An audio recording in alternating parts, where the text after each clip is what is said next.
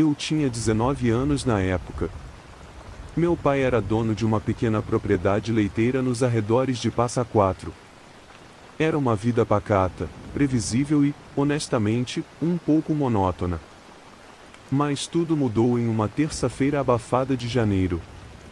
O rádio não parava de falar sobre ataques em cidades vizinhas. Ovelhas encontradas sem uma gota de sangue, incisões circulares perfeitas no pescoço dos animais, a mídia chamava de chupa-cabra. Meu pai, um homem prático e cético, dizia que era obra de onças ou, mais provavelmente, de grupos de viciados ou seitas satânicas querendo causar pânico. Naquela noite, meu pai teve que viajar para a capital para resolver problemas com o sindicato rural, e eu fiquei sozinho encarregado da fazenda. Tranque tudo, leve a espingarda para o quarto e não saia por nada se ouvir barulho, ele disse antes de partir. Eu ri. Achei que era excesso de zelo. Por volta das 22h30, o silêncio da roça, que normalmente é preenchido pelo som de grilos e sapos, tornou-se absoluto. Sabe aquele tipo de silêncio que parece que o mundo prendeu a respiração? Foi exatamente assim.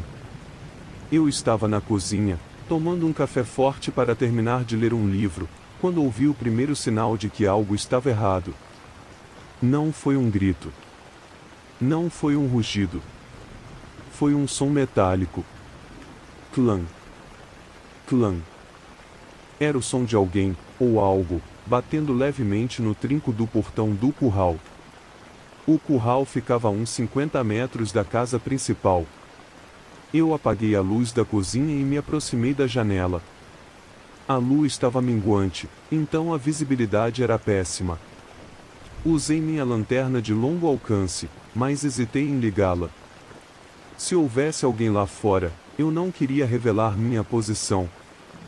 Fiquei parado, ouvindo minha própria respiração. Então, o som mudou. As vacas começaram a se agitar. Mas não era aquele mugido alto de dor, era um som abafado, um esturro de pânico contido, como se elas estivessem tentando se afastar de algo que já estava entre elas. Peguei a lanterna e a espingarda calibre .20 do meu pai.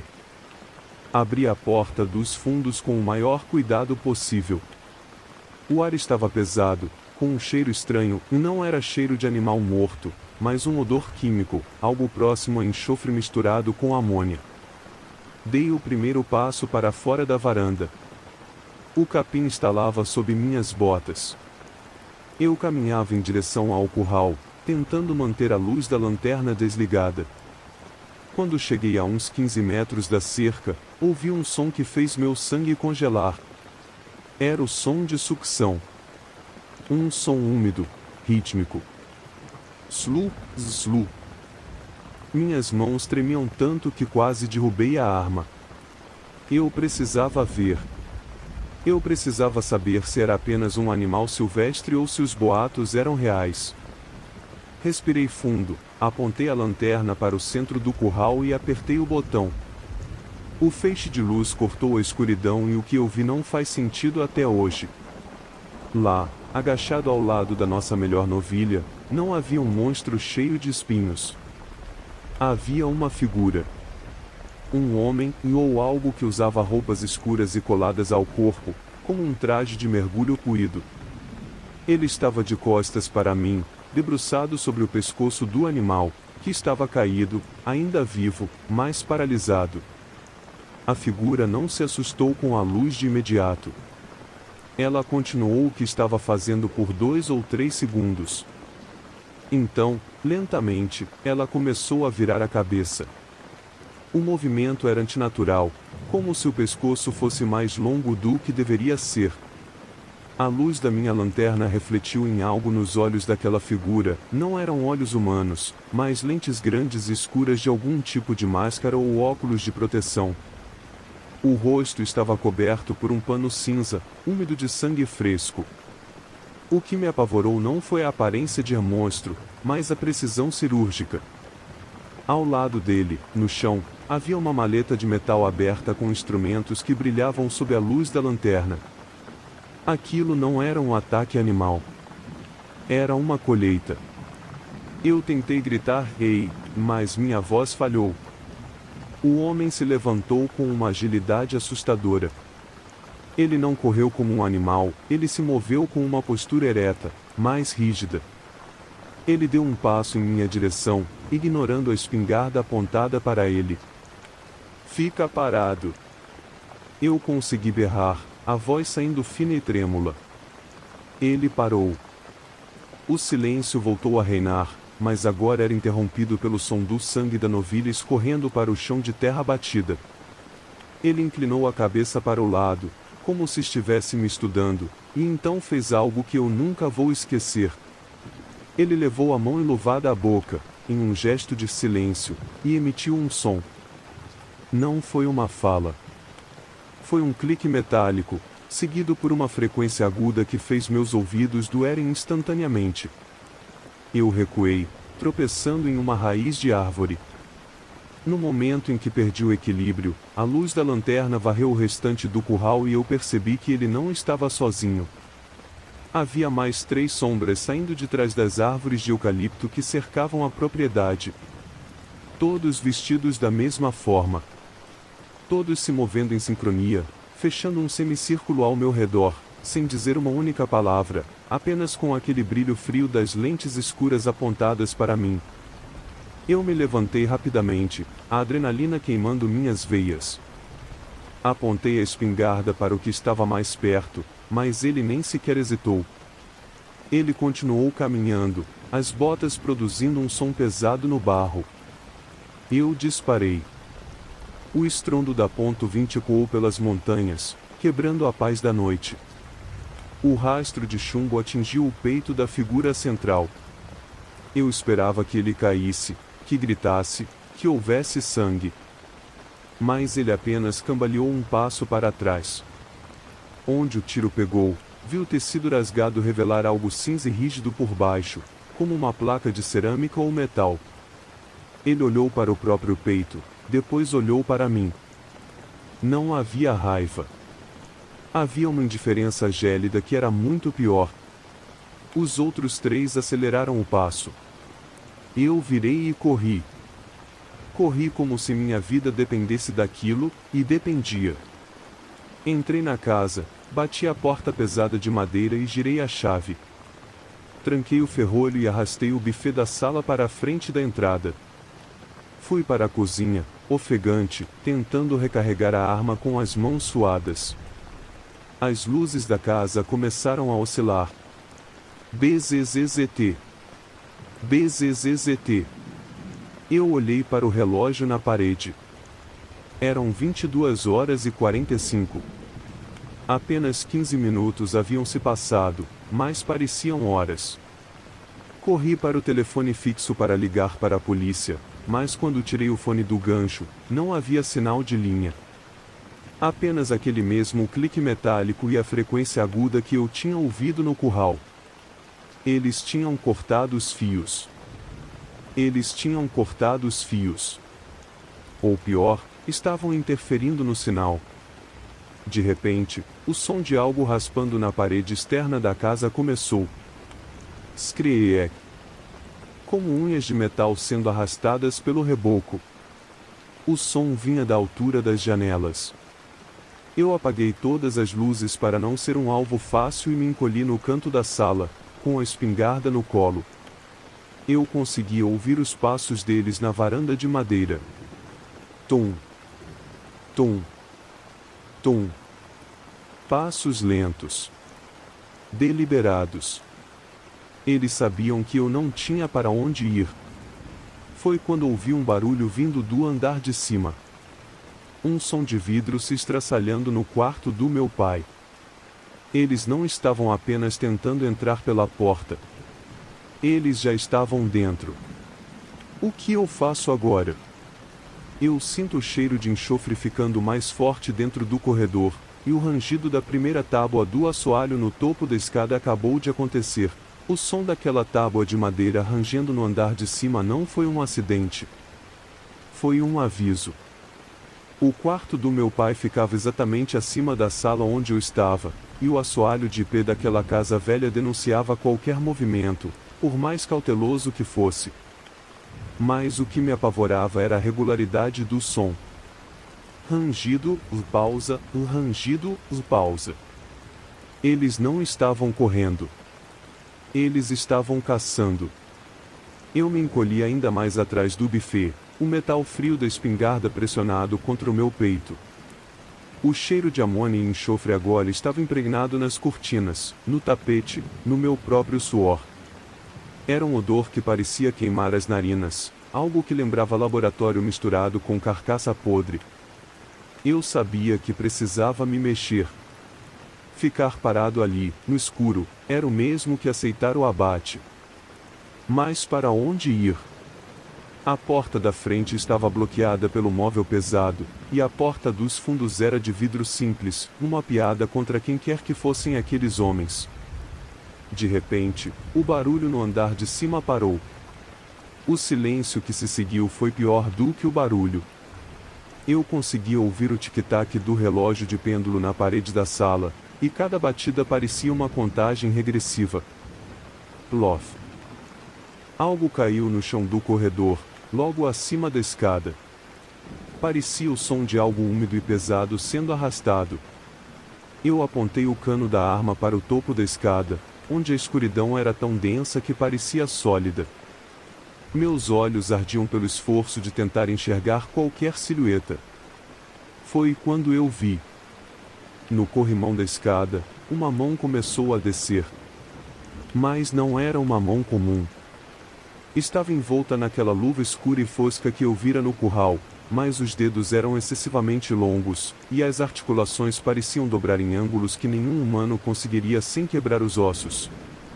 A mão deslizava pelo corrimão sem fazer barulho, com uma fluidez que me deu náuseas.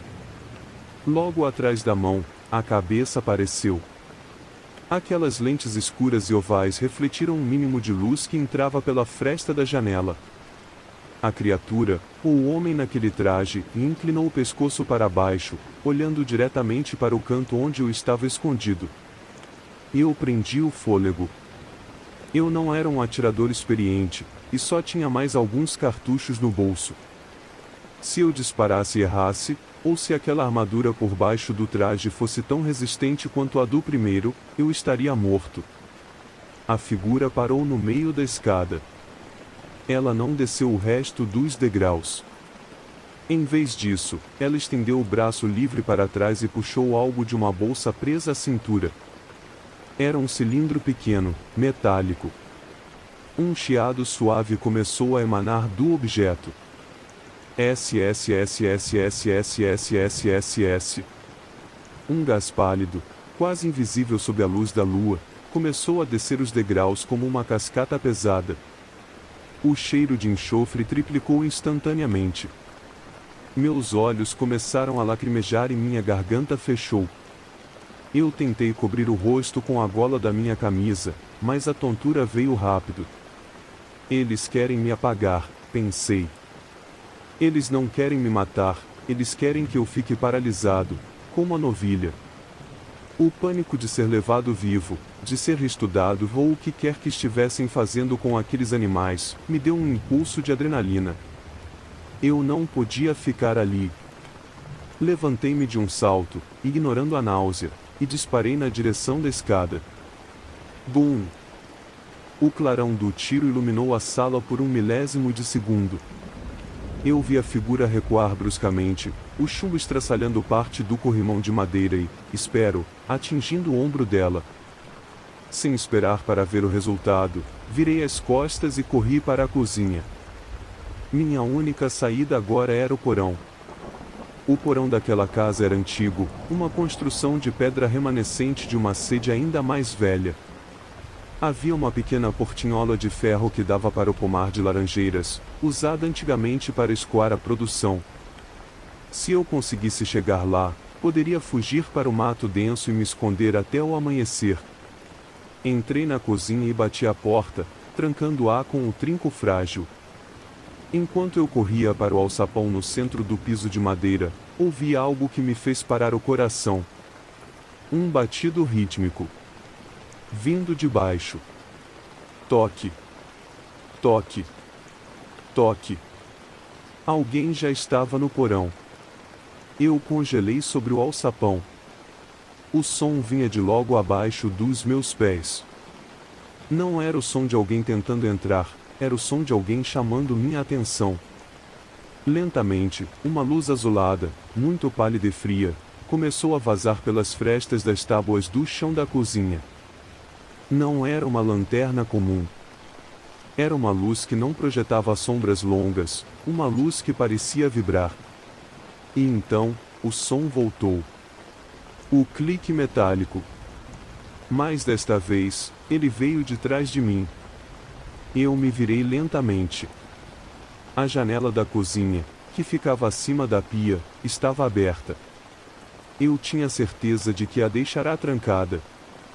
Lá fora, parado na varanda, a centímetros do vidro, estava outro deles. Mas este não estava usando a máscara. Ele estava com o rosto descoberto. A pele dele era de um cinza pálido, quase translúcido, e não havia nariz, apenas fendas estreitas. A boca era um corte fino, sem lábios. Mas o que me destruiu foram os olhos. Eram grandes demais, sem pupilas, apenas uma superfície negra e vítrea que parecia absorver toda a luz da cozinha. Ele não estava tentando entrar. Ele estava apenas o observando. Com uma curiosidade clínica. Ele levantou uma mão, 4 dedos longos e finos, e tocou o vidro da janela. O som do contato do dedo dele com o vidro produziu aquela frequência aguda novamente, mais 10 vezes mais forte. Minha cabeça explodiu em dor. Eu caí de joelhos, soltando a espingarda. Minha visão começou a escurecer pelas bordas, ficando granulada como uma TV sem sinal. Enquanto eu perdi a consciência, vi o alçapão da cozinha se abrir lentamente. Uma mão enluvada emergiu do escuro do porão e agarrou o meu tornozelo. O aperto era como um torno de aço. Fui arrastado para baixo, degrau por degrau, enquanto o ser na janela apenas observava, imóvel. A última coisa que vi antes da escuridão total foi o brilho de uma lâmina circular, girando silenciosamente na mão da figura que me puxava para as sombras do porão. Eu acordei amarrado a uma mesa de metal gelada. O ambiente é estéril, iluminado por aquela luz azul vibrante, e eu consigo ouvir o som de algo sendo afiado logo atrás da minha cabeça. O cheiro de sangue não é das vacas. É humano. O frio que emanava daquela mesa de metal não era apenas térmico, era uma sensação que parecia drenar a própria eletricidade do meu corpo. Eu tentei mover meus pulsos, mas eles estavam presos por tiras de um material sintético, levemente elástico, mas impossível de romper. Minhas pernas também estavam imobilizadas. O teto acima de mim não era o teto de madeira do meu porão. Era liso, de uma cor cinza esverdeada, e parecia pulsar levemente com a luz azulada que preenchia o ambiente. Eu não sentia dor, o que era o mais estranho. Onde o tiro de raspão ou qualquer impacto da queda deveria estar latejando, havia apenas uma dormência profunda, como se tivessem injetado algum anestésico local em todo o meu sistema nervoso. O som de metal raspando contra metal continuava atrás de mim. Screie, screie. Tem alguém aí? Minha voz saiu como um sussurro seco, quase inaudível. O som parou imediatamente. Passos suaves, abafados, contornaram a mesa. 2 daquelas figuras apareceram no meu campo de visão. Eles não estavam mais usando os trajes de mergulho escuros. Agora vestiam algo que parecia aventais de um material plástico amarelado e translúcido. Um deles se inclinou sobre mim. Sem a máscara, a visão era ainda mais perturbadora do que na cozinha. A pele era esticada sobre o crânio de uma forma que permitia ver os vasos sanguíneos, mas o sangue neles não era vermelho, era um azul escuro, quase preto. Ele não tinha orelhas, apenas pequenos furos nas laterais da cabeça. Ele aproximou o rosto do meu. Eu podia sentir o hálito dele. Não cheirava a comida ou a hálito humano, cheirava a ozônio, o cheiro que fica no ar depois de uma tempestade de raios. Ele emitiu aquele clique metálico, mas desta vez foi mais baixo, quase como se estivesse conversando com o companheiro. O outro ser se aproximou trazendo uma bandeja. Nela, vi instrumentos que desafiavam qualquer lógica médica, agulhas tão finas que eram quase invisíveis, e algo que parecia um pequeno disco de vidro giratório. O primeiro ser tocou meu pescoço. Os dedos dele eram gelados como gelo seco. Ele começou a traçar uma linha imaginária logo abaixo da minha mandíbula, exatamente onde as vacas eram cortadas. Por favor, e eu comecei a chorar, o pavor finalmente quebrando minha paralisia emocional. Por favor, me deixa ir. Eu não vi nada, eu juro. A criatura parou.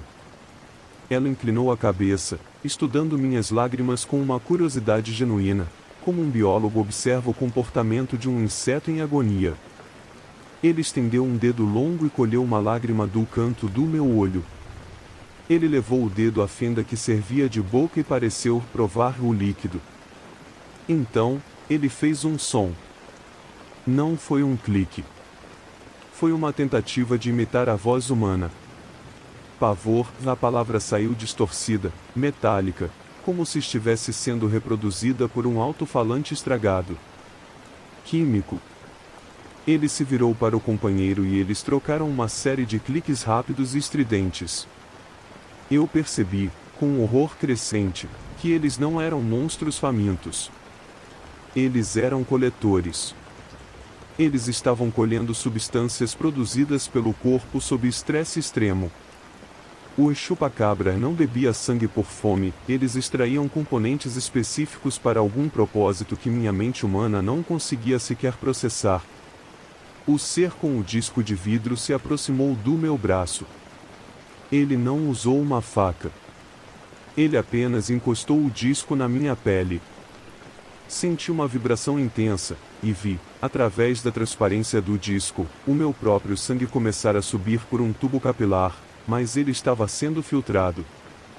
Eles estavam separando algo do meu plasma enquanto eu ainda estava consciente. De repente, um alarme soou. Não era um alarme de prédio, mas uma frequência vibratória que fez a mesa inteira tremer.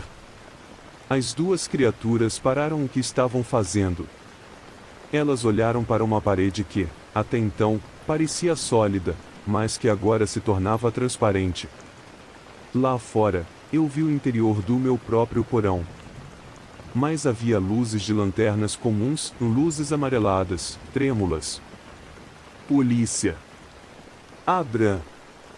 A voz era do Sargento Rocha, um amigo do meu pai. As criaturas não entraram em pânico. Elas se moveram com uma eficiência assustadora. Uma delas pressionou um ponto no meu pescoço e, instantaneamente, minha visão começou a girar.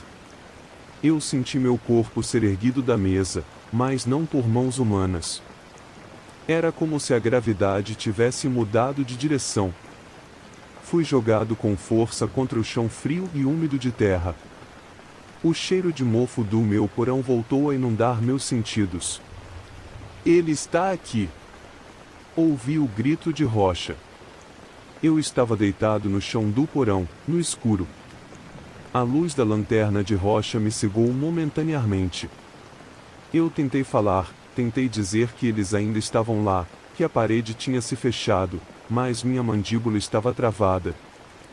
Rocha me ajudou a levantar. Eu estava coberto por um muco pegajoso e azulado. Meu Deus, rapaz, e o que fizeram com você? Ele perguntou, horrorizado, apontando a lanterna para o meu braço. Eu olhei para baixo. Não havia cortes. Não havia cicatrizes. Mas sob a pele do meu antebraço, algo pequeno, do tamanho de um grão de arroz, estava se movendo. Algo vivo estava migrando por debaixo da minha derme, subindo em direção ao meu ombro. Sargento, e eu tentei apontar para a parede de pedra. Não tem nada aí, filho. Estamos procurando por esses desgraçados que estão matando o gado faz horas. Recebemos um chamado de tiros aqui. Rocha me levou para fora. O ar da noite parecia estranhamente doce depois daquele cheiro de enxofre. Ele me colocou no banco de trás da viatura e foi falar com o rádio. Eu fiquei ali, tremendo, olhando para a casa. As luzes da fazenda ainda estavam apagadas. Mas, no segundo andar, na janela do quarto do meu pai, eu vi uma silhueta. Não era uma das criaturas cinzas. Era o meu pai. Ele tinha voltado? Mas ele estava parado, perfeitamente imóvel, olhando para a viatura. E, mesmo à distância, sob a luz fraca da lua, eu vi o brilho. O brilho oval e escuro cobrindo os olhos dele. Ele levantou a mão e fez o gesto de silêncio. Nesse exato momento, o motor da viatura do sargento Rocha, que estava ligada, começou a tossir. O som foi ficando cada vez mais lento, vrum, vrum, vuz, até parar completamente. As luzes do painel se apagaram. O rádio de comunicação emitiu apenas um chiado agudo. Rocha, do lado de fora, começou a bater no capô. Mas que inferno! Essa bateria era nova. Eu olhei para o lado, para a mata densa que cercava a estrada de saída da fazenda. Centenas de pequenos pontos de luz azul, como olhos de gatos, mas perfeitamente simétricos, começaram a se acender entre as árvores. Eles não estavam indo embora. Eles estavam cercando a viatura. O sargento Rocha ainda não percebeu. Ele está de costas para o mato, tentando religar o carro. Eu tento abrir a porta da viatura, mas a trava elétrica estala e se recusa a subir. O objeto sob a minha pele parou de se mover, e ele agora está parado exatamente na base do meu crânio, e eu começo a ouvir a voz do meu pai dentro da minha cabeça, mesmo com ele a 50 metros de distância. O sargento Rocha continuava xingando, batendo com a palma da mão no painel da viatura, totalmente alheio ao que estava acontecendo às suas costas. Para ele, era apenas uma pane elétrica em uma noite de tensão. Para mim, era o início de um cerco final. A voz do meu pai dentro da minha cabeça não era a voz dele de verdade.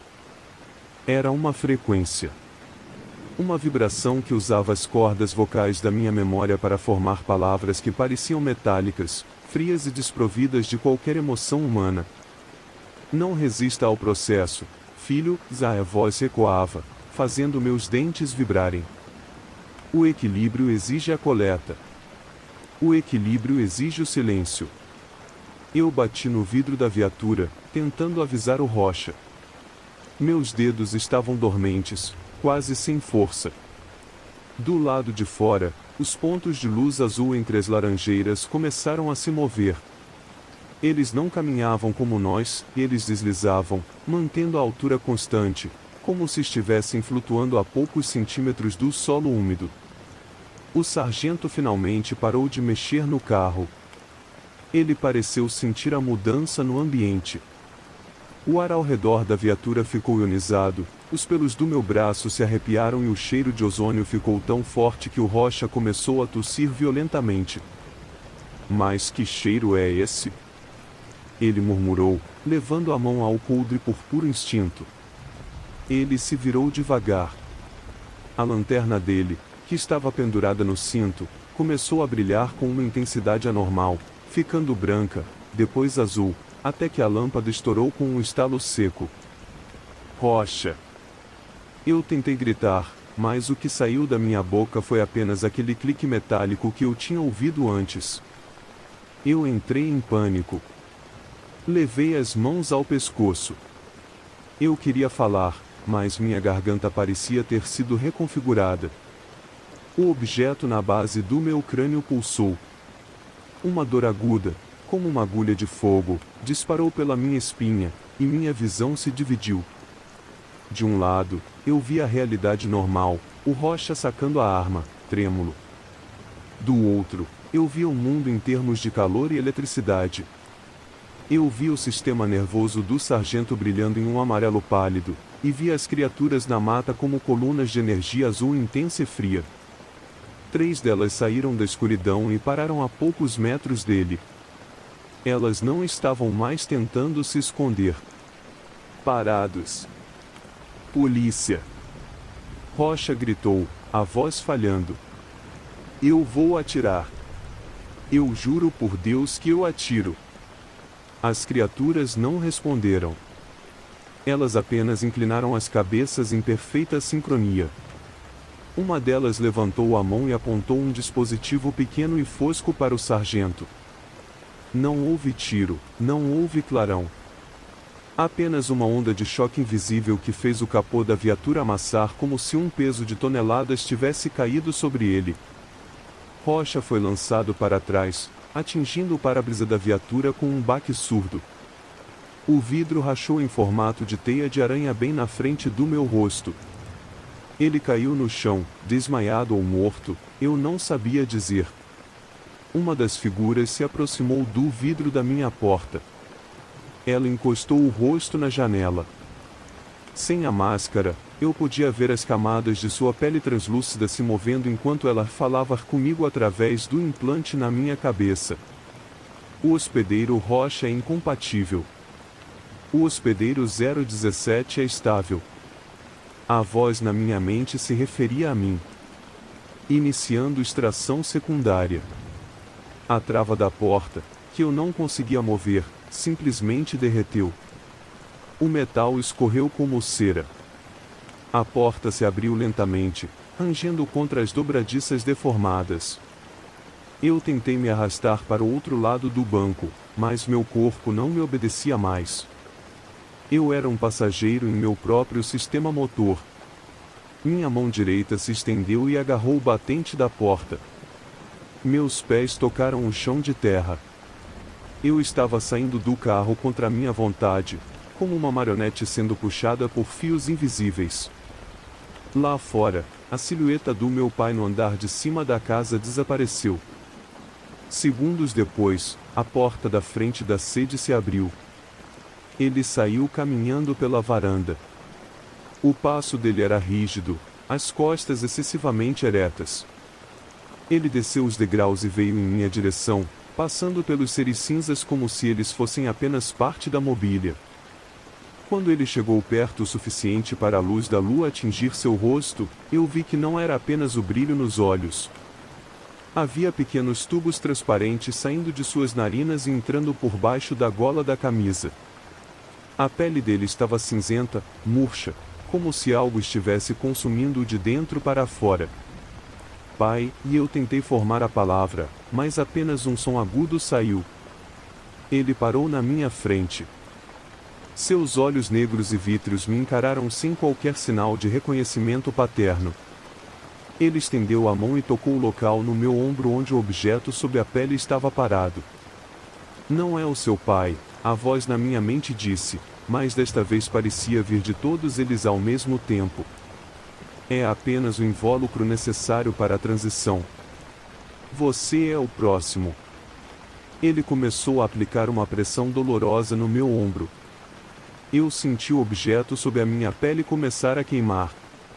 Ele estava subindo, rasgando o tecido muscular por dentro, movendo-se em direção à minha jugular. De repente, um som de motor potente cortou o silêncio da fazenda. Luzes de faróis altos surgiram na estrada de terra, vindas da direção da cidade. Eram 2, 3, 4 carros vindo em alta velocidade. Os vizinhos. Os fazendeiros da região, armados com rifles de caça e holofotes de alta potência, liderados pelo meu tio, que devia ter estranhado o sumiço do meu pai e o barulho de tiros. As criaturas se viraram para a estrada. O brilho azul em seus corpos pulsou mais rápido, tornando-se quase roxo. Interferência biológica não planejada, a voz ecoou, agora com um tom de urgência. Meu pai, ou o que quer que estivesse naquele corpo, me segurou pelo pescoço com uma força sobre-humana e começou a me arrastar de volta para a casa, para o porão. Eu vi os faróis dos vizinhos se aproximando, ouvi os gritos deles chamando meu nome, mas eu estava sendo levado para as sombras novamente. Enquanto me arrastava, olhei para o lado e vi uma das criaturas apontando aquele dispositivo para a estrada. O primeiro carro dos vizinhos, a caminhonete do meu tio, simplesmente capotou no ar, como se tivesse batido em uma parede invisível, explodindo em uma bola de fogo que iluminou toda a colina. O silêncio precisa ser mantido, a voz disse enquanto a porta do porão se fechava atrás de nós, mergulhando tudo na escuridão absoluta. No escuro, eu senti mãos geladas me deitando novamente naquela mesa de metal que não deveria estar ali. Ouvi o som da lâmina circular começando a girar. Mas, desta vez, o som não vinha de trás de mim. Vinha de cima. Algo estava descendo do teto, e o peso no meu peito me dizia que eles não iam mais colher apenas o meu pânico. Eles iam abrir espaço para algo novo. Eu sinto a primeira incisão. É um corte circular perfeito na base da minha garganta. Eu não sinto dor, apenas uma pressão imensa e o som do meu próprio sangue sendo sugado por vácuo. Mas o mais assustador é que, pela fresta da porta do porão, eu vejo um par de botas de couro, as botas que o sargento Rocha estava usando. Ele entrou. Mas ele não está vindo me salvar. Ele está carregando uma daquelas maletas de metal. O som da lâmina circular era um zumbido constante, uma frequência que parecia vibrar dentro dos meus próprios dentes. Eu senti o vácuo puxando o calor do meu corpo através daquela incisão no pescoço, mas meus olhos estavam fixos na fresta da porta do porão. O sargento Rocha, ou o que restava da dignidade daquele homem, entrou no ambiente com uma rigidez cadavérica. As botas de couro dele, antes sujas de barro da fazenda, agora pareciam estranhamente limpas, brilhando sob a luz azulada. Ele não olhou para mim. Ele não checou se eu estava vivo. Ele caminhou até a outra mesa de metal e depositou a maleta com um clique seco.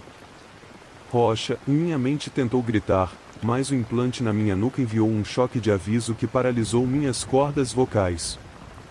Ele abriu a maleta. De dentro, retirou uma série de pequenos frascos contendo um líquido luminescente, da mesma cor do sangue azul das criaturas. Com uma precisão mecânica, ele começou a acoplar esses frascos a uma máquina que pendia do teto, conectada diretamente aos tubos que entravam no meu pescoço. Eu percebi então a escala do que estava acontecendo. Isso não era uma invasão de uma noite. Era uma infraestrutura. Eles já tinham pessoas.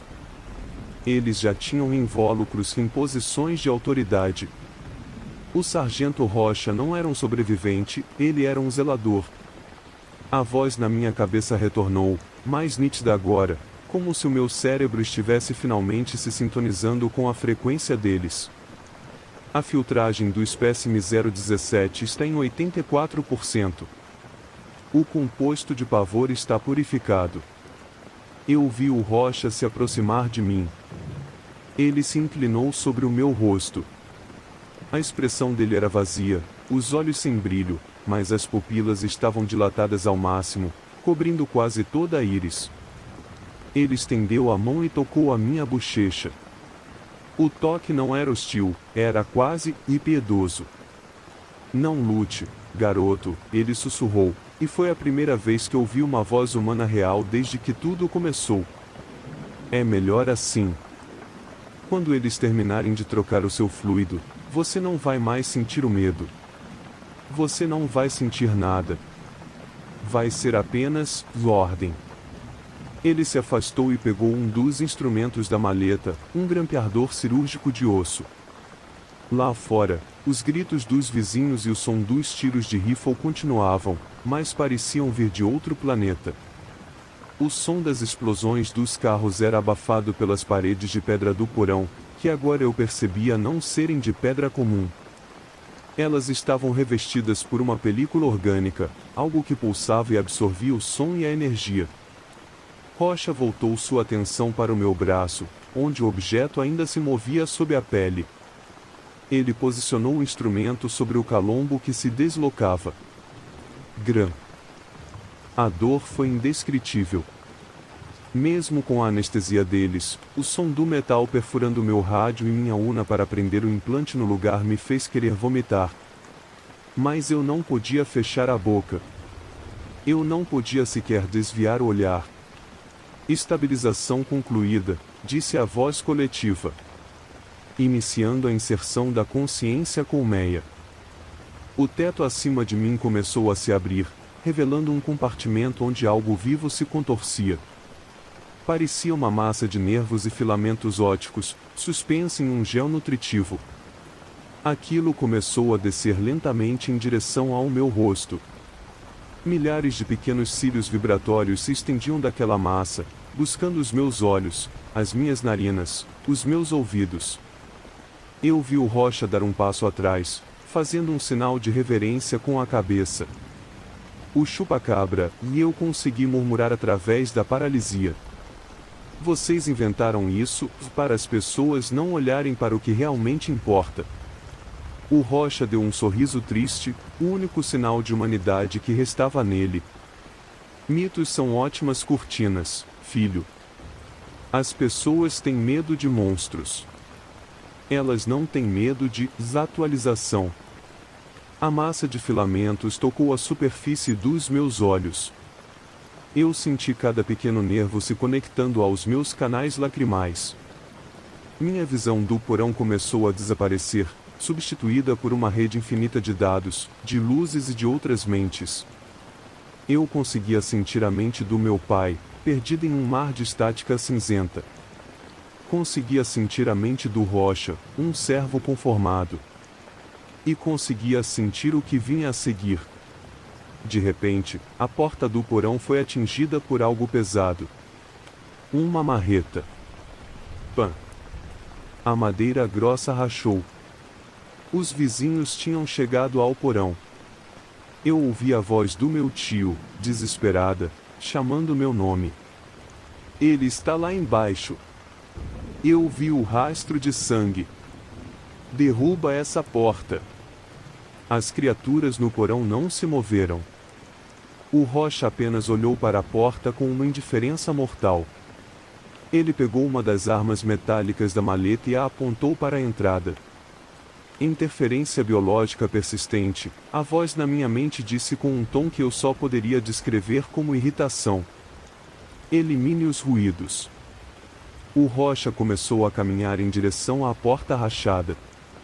Eu estava preso à mesa, com aquela massa de nervos entrando no meu crânio, incapaz de avisar meu tio que ele estava correndo para uma armadilha que não era deste mundo.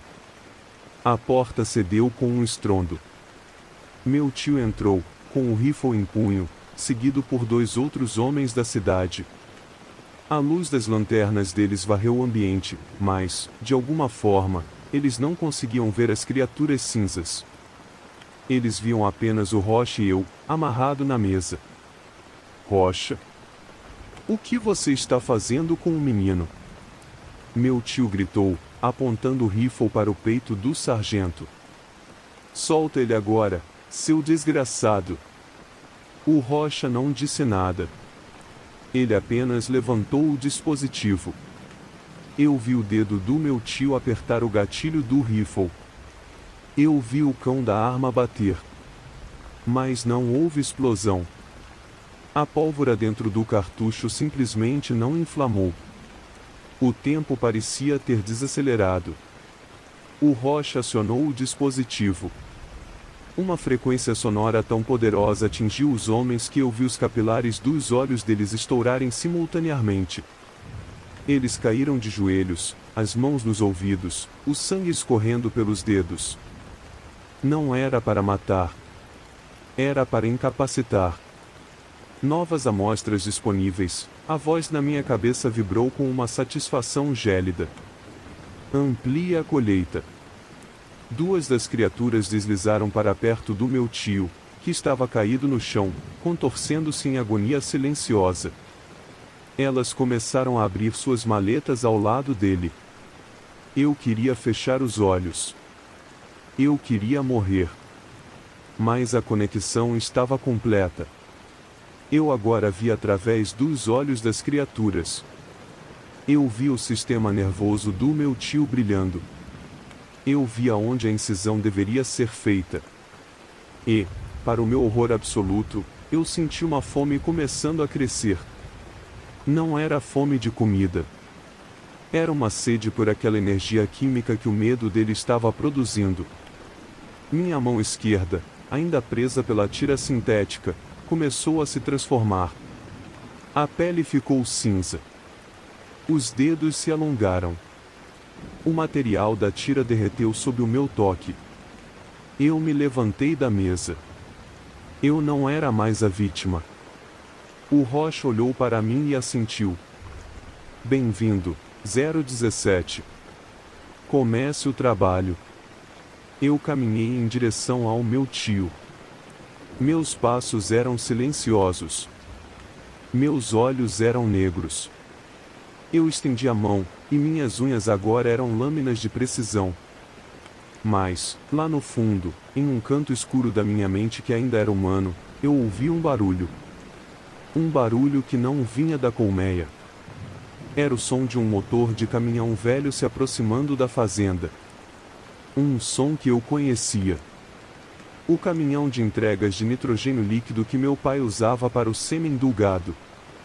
E eu tive um pensamento rápido, um último resquício de quem eu era, o nitrogênio, o frio extremo. A única coisa que aquelas criaturas evitavam durante a colheita era a mudança brusca de temperatura nas amostras.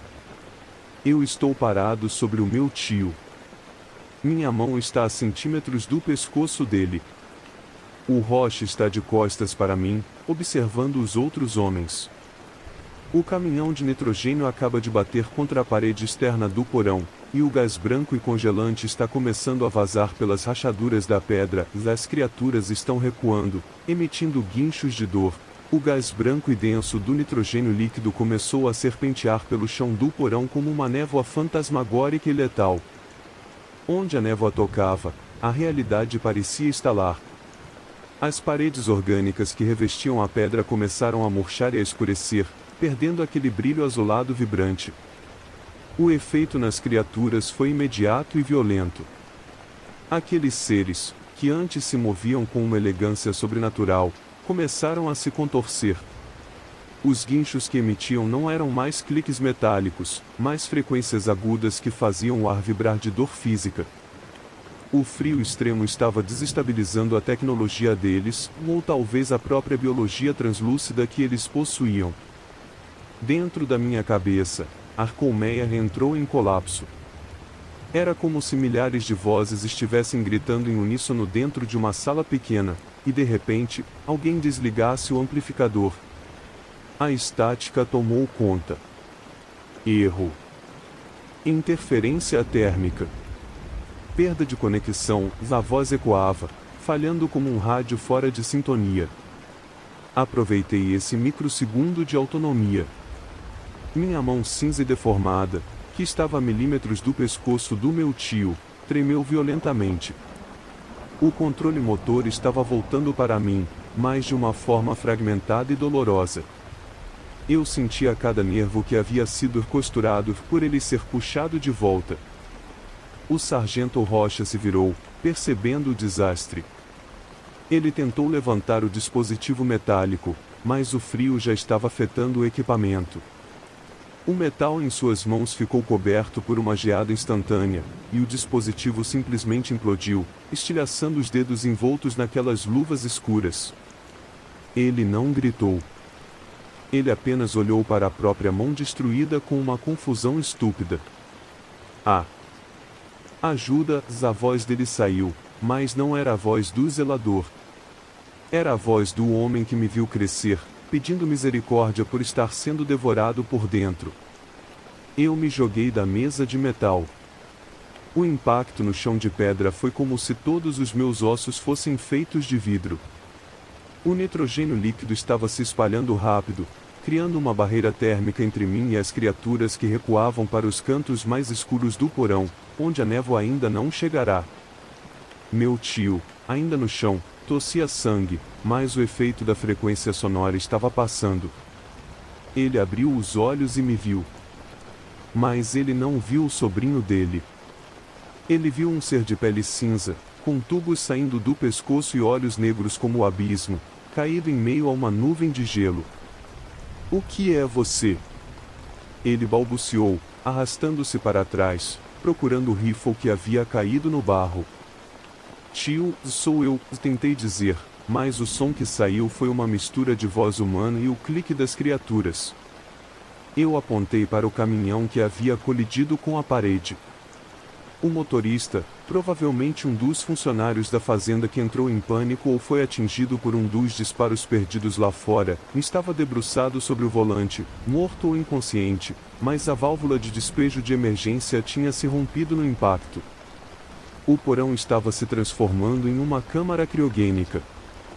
O objeto na base do meu crânio começou a pulsar com uma agonia nova.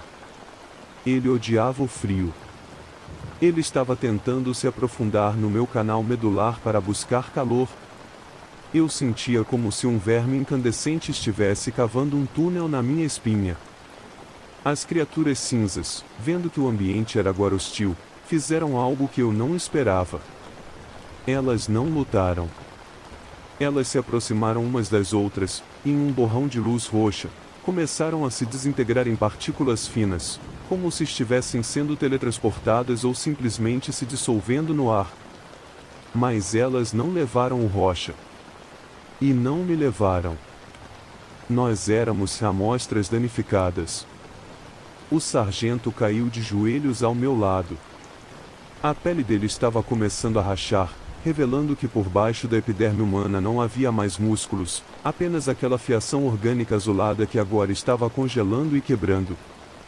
Eles estão partindo, o Rocha sussurrou, os olhos voltando a ser humanos por um breve instante de terror lúcido.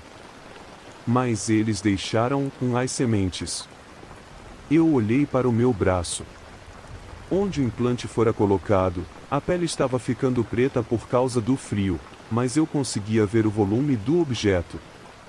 Ele estava tentando escapar da necrose térmica, subindo freneticamente em direção ao meu rosto. Lá fora, o silêncio absoluto retornou. Os tiros pararam. Os gritos pararam. O único som era o chiado do nitrogênio saindo do tanque. Meu tio finalmente alcançou o rifle. Ele se levantou, cambaleando, e apontou a arma para minha cabeça. Ele chorava.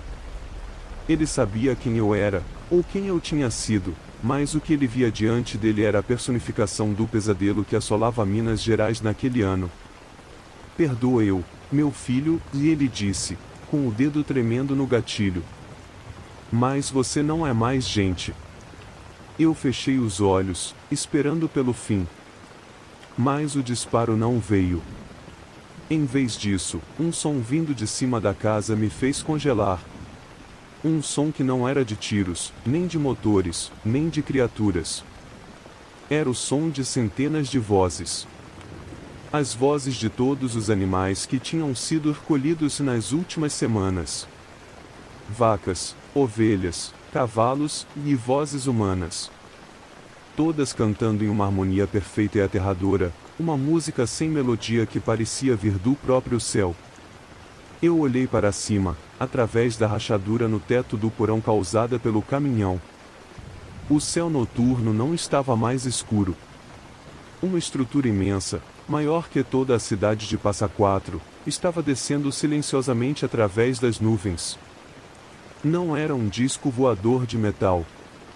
Parecia um órgão vivo, uma massa de tecidos, luzes e máquinas fundidas, exalando uma névoa azul que cobria as estrelas. Eles não estavam indo embora. O que aconteceu no curral foi apenas a preparação. O banquete estava prestes a começar. O meu tio abaixou o rifle, olhando para o céu com a boca aberta em um grito mudo. O sargento Rocha desintegrou-se completamente ao meu lado, deixando apenas um monte de cinzas azuis e o cheiro de ozônio. Eu sinto o objeto na minha nuca dar um último solavanco, e de repente, eu começo a flutuar. Não é a gravidade deles, é a minha mente se expandindo para fora do meu corpo. O meu corpo físico, ou o que restava daquela carcaça cinzenta e mutilada, não passava agora de um âncora inútil. Enquanto eu flutuava a poucos centímetros do chão do porão, envolto pela névoa gelada do nitrogênio, a conexão com aquela massa colossal no céu tornou-se absoluta.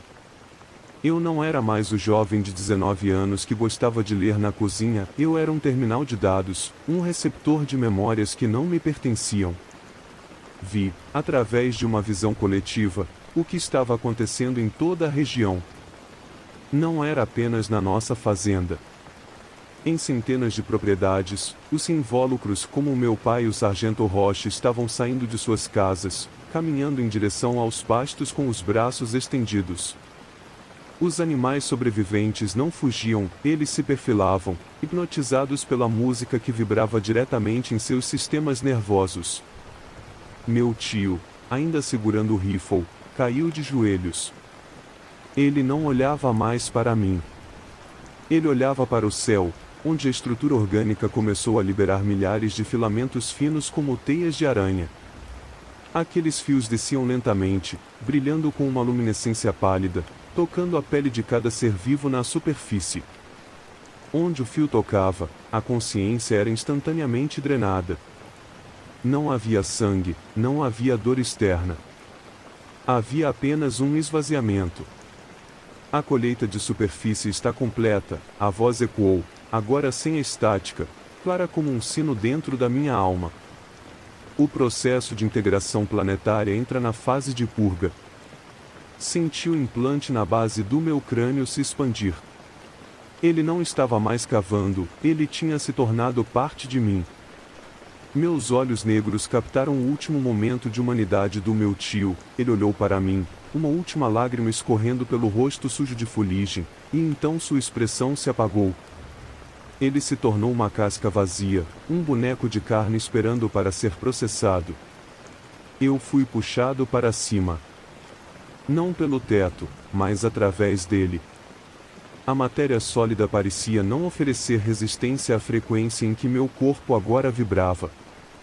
Atravessei as tábuas da casa, vi o curral onde a novilha jazia seca e cinzenta, e subi em direção àquela imensidão pulsante no céu. Lá de cima, vi as luzes das cidades vizinhas se apagando uma a uma. Não era uma queda de energia, era uma extinção de vida. O chupacabra nunca foi um monstro das matas. Foi a ponta de lança de uma máquina de reciclagem biológica que via a Terra não como um lar, mas como um tanque de cultura que finalmente atingira o ponto de maturação. Fui absorvido pela membrana da estrutura. O calor retornou, mas era um calor químico, artificial. Fui depositado em um casulo de gel, cercado por milhares de outros iguais a mim, alguns ainda com feições humanas, outros já transformados em operários cinzentos e sem rosto. A última coisa que minha mente humana processou antes de ser completamente sobrescrita pela consciência da colmeia foi a imagem da pequena foto de família que eu carregava na carteira. O papel estava caído no barro do porão, sendo coberto pelo gelo do nitrogênio. Eu não sentia mais tristeza. Eu não sentia pavor. Eu sentia apenas uma profunda e gélida indiferença. O experimento humano havia sido concluído. O gado tinha sido recolhido. E agora, enquanto a imensa nave-mãe começava a se mover lentamente para fora da atmosfera, deixando para trás um planeta silencioso e sem alma, eu percebi a verdade final. Nós nunca fomos os donos deste mundo. Fomos apenas o estoque.